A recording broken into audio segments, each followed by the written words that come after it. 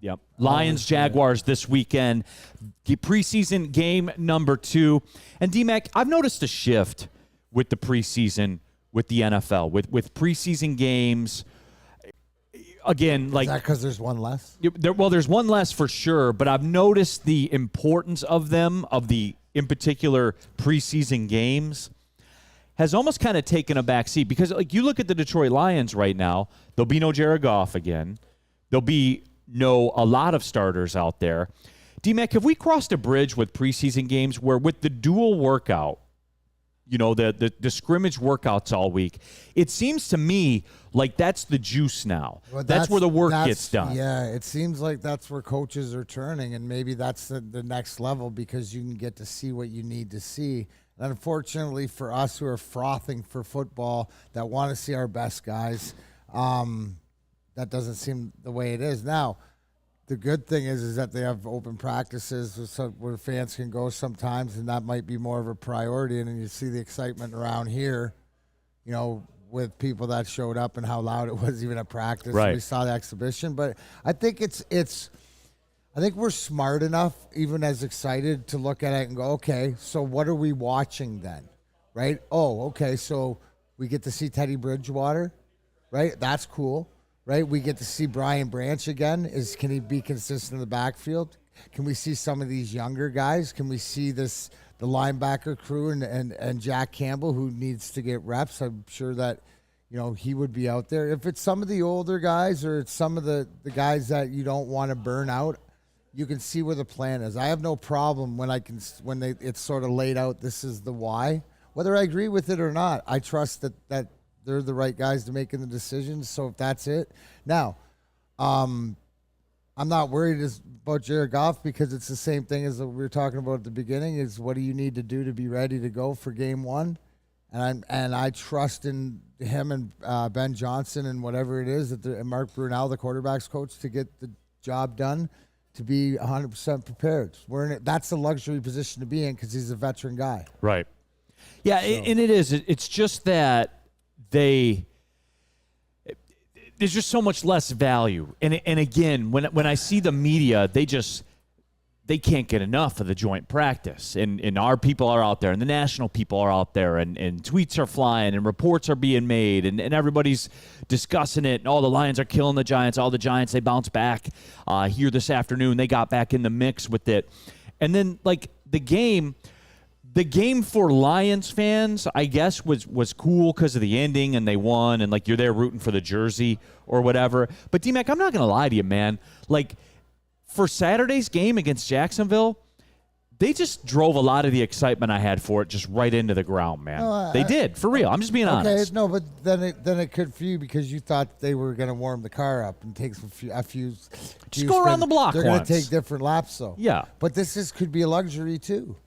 I mean, it's sort of, when you're talking about sometimes when guys get injured or go down earlier, then you can adjust quicker, right? When it happens later, you're sort of in a position where you're looking around and you're not ready, So sometimes it's a luxury. Maybe they're going to see more out of some of these receivers, some of these young receivers, and Costa and Drummond, So I think it gives different guys opportunities. Again, do you trust the process that Aaron Glenn, Ben Johnson, and Dan Campbell are going through as far as coaching and getting this team prepared? I think so. And, I think it's good, the inner week practice against the other teams because then you can hit the other guys.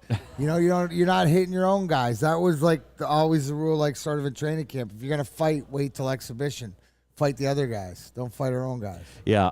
Dan Wood in the WoodwardSports.com chat thread. Hey, D-Mac, do you need a slice of lemon for your Coca-Cola? Hang on a couple hours, and the last word might be able to spare a slice. Maybe. I prefer lime, but Dan Wood sent me a tweet on social media that Sean did the final word on Monday. Yeah.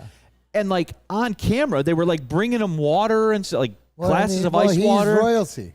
And he's a guest. He's not one of the family. He's a He's like Uncle Joe that's in from. Oh, Grandpa Joe, yeah. No. And he's not Grandpa Joe. That's not Sean. But he's like your favorite uncle that comes in, and you don't want to show him the dysfunction of the family on the inside. We don't treat each other that way, but we'll be, we'll butter him up. Yeah. So he keeps coming back. I guess right? So. That's but what it is. Dan, It's the butter job. I just want all these shows to know. It's the honeymoon stage. They're in the flannel stage. They're in the flannel stage. That is true. I just want all these shows to know we always have eyes. We always have eyes on what's going on. So the people whether we like back. it or not. Yeah, whether we like it or not, exactly. WoodwardSports.com chat thread. C. Gerald says NFL would probably ban the joint practices before losing preseason money. Well, C. Gerald, make no mistake. The preseason games aren't going anywhere. No, because there's enough excitement to get everything out. But what we're saying is the value and where are the coaching staff putting stock into? And I think they're putting a lot more stock in their starters into practices during the week than joint they are practices. into exhibition.